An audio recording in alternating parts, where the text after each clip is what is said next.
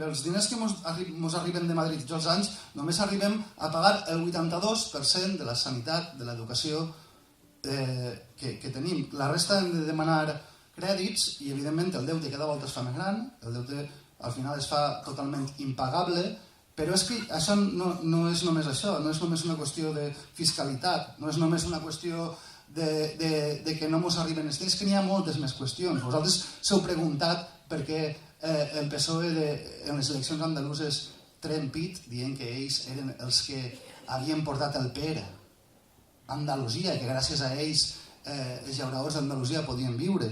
Sí, el PSOE ha portat el PER a Andalusia, és evident. I així què? Així que ens ha portat el PSOE. És evident que des de l'Estat el PP i el PSOE continuen durant molt de temps. Jo no enclave si això està bé o està mal.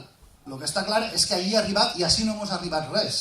El que està clar és que continuen enviant milers de milions d'euros per a subvencionar la mineria d'Astúries i de Lleó. I així què? El que està clar és que ells s'han encarregat d'una manera de fer una reconversió, per exemple, al País Basc, i així què? Escolteu, així com tenim els llauradors? Ho sabeu? Els llauradors estan a casa estirant-se el monyo perquè no poden, no veuen el futur negre, no saben per on pegar. Des de la Generalitat Valenciana, des dels poders públics, simplement se'ls ha deixat caure. Així, l'única eixida que ens donaven era la bombolla immobiliària, l'especulació, el destarifo. De fet, ho comentava en Lluís, que així al poble s'ha vist molt bé aquesta moral i aquesta ètica que hem tingut aquests anys de la bombolla immobiliària, de construir arreu i construir de manera totalment desficassada. Això ha sigut l'únic present que des de l'Estat i fins i tot des d'Europa ens han donat. La bombolla immobiliària, hem obert els ports, perquè vingueren productes de la Xina i productes del tercer món, on els treballadors treballen com a mà d'obra esclava o semiesclava, i qui ens ha compensat això? De quina manera els valencians ens han compensat, igual que Astúries, igual que el País Basc, igual que Andalusia, l'economia global en la que estem vivint?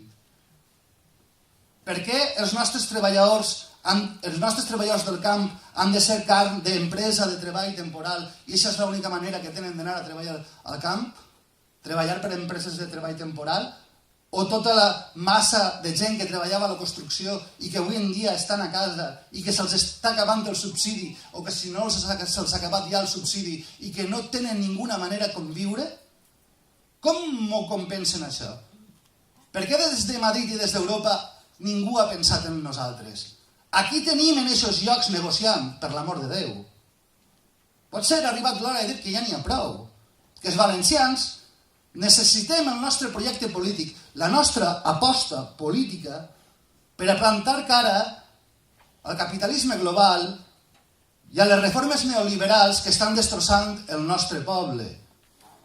Per damunt del capital estranger, per damunt de les titelles en corbata que n'hi ha als parlaments, que no són més que titelles de les grans multinacionals, Fomentos Construcciones y Contratas, ACS, CESPA, l'Skoplovich, el senyor Ortiz, ells són els amos de tot.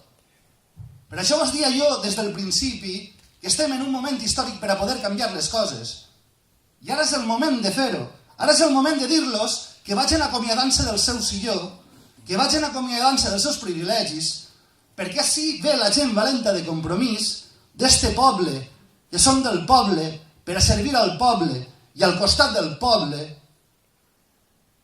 i que se'n vagin, que ara arriba l'hora del nostre poble, dels nostres treballadors, de les nostres xicotetes empreses, que ja n'hi ha prou de beneficiar sempre als mateixos, perquè tenim un projecte per a este país, igual que tenim un projecte per a Mutxamel i per a tots els pobles del País Valencià. I estic segur que amb gent com vosaltres, que heu vingut aquesta vesprada així per a donar suport a la llista de compromís per Mutxamel, estic segur que amb gent valenta com vosaltres ho aconseguirem. Moltes gràcies.